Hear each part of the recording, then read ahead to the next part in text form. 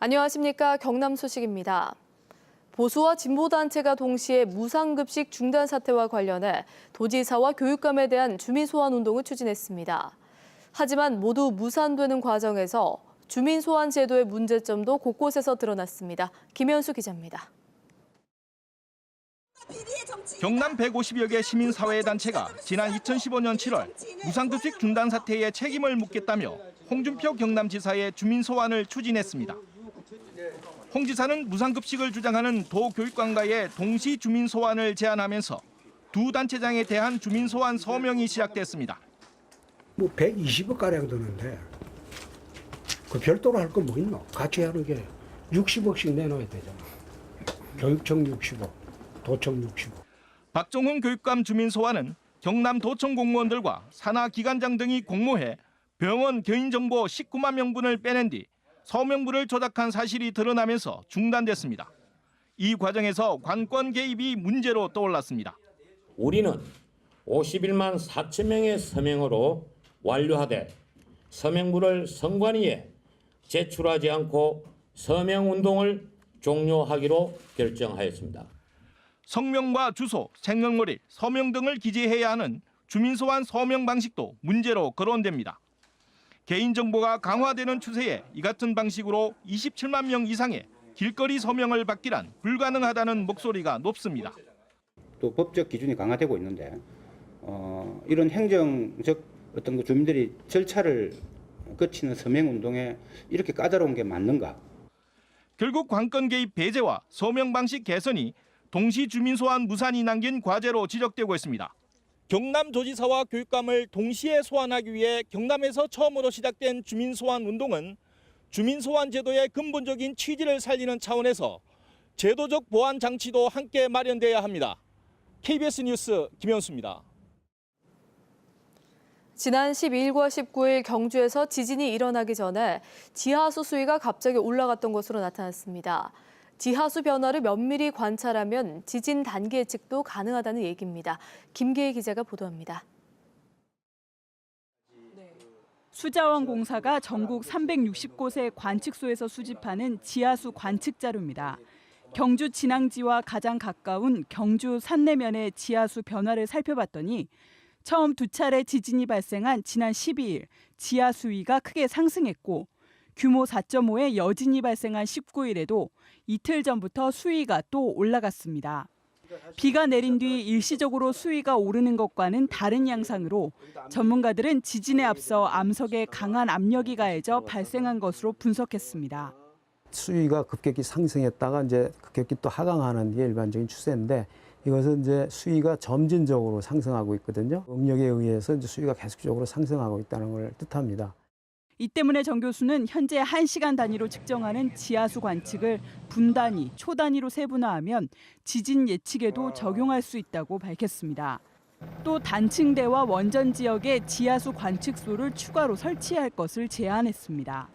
수직 측면, 수위 측면이 자료가 계속 축적이 되면 기존에 해왔던 트렌드 이상 현상이 발생했을 때 이거를 혹시나도 잡아낼 수 있지 않을까. 정 교수 등은 또 지진 이후 응력이 해소돼 수위가 내려가야 하는데 경주 주변 지하 수위는 여전히 높은 수준을 유지하고 있다며 강한 여진이나 또 다른 지진 가능성을 조심스럽게 전망했습니다. KBS 뉴스 김계입니다. 창원시가 내년도 국비 예산으로 8,374억 원을 확보했습니다. 창원시는 내년도 정부 예산안으로 창원시 직접 수행 사업비 5,026억 원과 타 기관 사업비 3,348억 원 등 모두 8,374억 원이 반영됐다고 밝혔습니다. 하지만 창원 마산야구장 건립비 120억 원을 신청했지만 30억 원만 반영되는 등 직접 수행 사업 목표액 5,140억 원보다 114억 원이 모자랍니다. 경남 지역 학교 가운데 지난해 수학여행 1인당 경비가 100만 원이 넘는 곳은 한 곳으로 나타났습니다. 국회 교문위 김병욱 의원이 교육부로부터 제출받은 자료를 보면 전국 74개 학교에서 학생 1인당 수학여행 경비가 100만 원을 넘었습니다. 도내에서는 창원의 모 고등학교 수학여행에서 싱가포르 1인당 109만 원, 미국 152만 원을 부담한 것으로 나타났습니다. 조선업 불황으로 취소까지 검토됐던 2016 국제조선해양산업전이 어제 개막했습니다.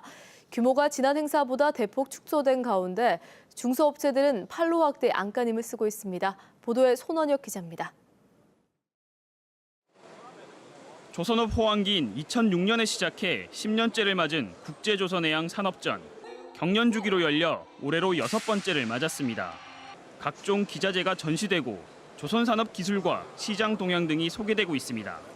하지만 조선업 위기는 박람회에도 그대로 전해지고 있습니다. 큰 돈을 들여 전시장 내 개별 홍보 창구를 마련했던 삼성중공업과 대우조선, STX조선 등은 이번에는 공동 창구를 마련해 운영합니다. 전시장 참가비가 무료였지만 참가국과 업체 수도 12개국, 국내외 130여 개 업체로 지난 박람회보다 절반 이하로 줄었습니다. 아는 업체들이 많이 나와서 얘기를 많이 나눌 수 있었는데 올해는 많이 없고요. 보통 첫날이 사람이 적기는 하지만 이렇게까지 한산하지는 않거든요. 경남도는 전시보다는 수출 상담에 주안을 뒀다고 밝혔습니다. 이런 가운데 참가한 중소기업들은 판로 개척을 기대하며 안간힘을 쓰고 있습니다. 관심 있는 업체들이 저희를 찾아오니까, 이런 전시회를 찾아오니까 여기서 서로가 만나고 관심 있게 서로 우리 제품을 또 설명을 하고. 한때 1억 3천만 달러 수출 상담이 이루어지기도 한 국제조선해양산업전. 줄어든 외형에도 불구하고 내실 있는 성과를 낼지 주목됩니다. KBS 뉴스 손원혁입니다. 올여름은 유난히 더운 폭염이 지속됐습니다. 이 때문에 과일 가운데 밤의 수확 감소는 물론 품질이 크게 나빠져 농가의 근심이 깊은데요. 함양군에서는 밤 수출 확대를 통해 농가 소득 보전에 나섰습니다. 배수영 기자의 보도입니다. 밤이 익어가는 가을 수확철입니다. 하지만 밤 재배 농민들에게는 올해 가을이 썩 반갑지만은 않습니다. 수확량이 예년보다 25%가 줄어들었고 전체 수확량의 절반 이상이 가격이 낮은 중하품을 차지하기 때문입니다. 유난히 더웠던 여름 폭염 탓입니다.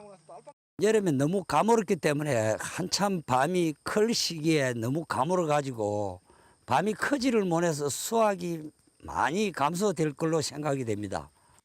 전체 생산량의 절반 이상이 크기가 작은 밤이 차지하고 있어 국내 소비만으로는 가격 하락이 불가피하다는 것이 농산당국의 판단입니다. 함양군은 올해 2,000톤 28억 원어치의 중하품 밤을 중국과 일본에 가공용으로 수출해 국내 가격을 안정화한다는 계획입니다. 이는 지난해보다 물량으로는 20% 늘어난 수치입니다.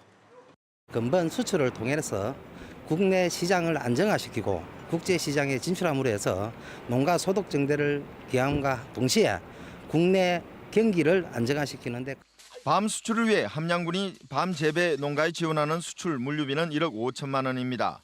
폭염에 시름이 깊었던 농민들에게 수출을 통한 물량 조절이 국내 시장 가격을 안정화하는 데 마중물 역할을 할지 지켜볼 일입니다. KBS 뉴스 배수영입니다.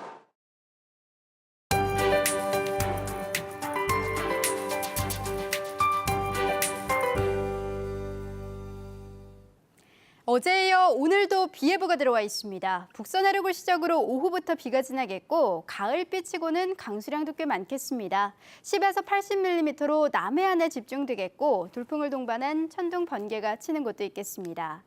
이 비는 토요일까지 그쳤다 내리기를 반복하겠습니다. 오늘까진 늦더위가 이어지겠지만 많은 양의 비가 내리면서 기온도 내림세를 보이겠습니다.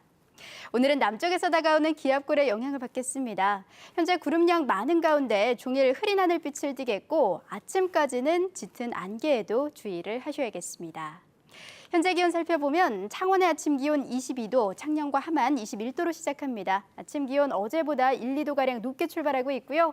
한낮에는 거제와 고성 28도, 함안과 밀양, 김해는 29도까지 오르겠습니다.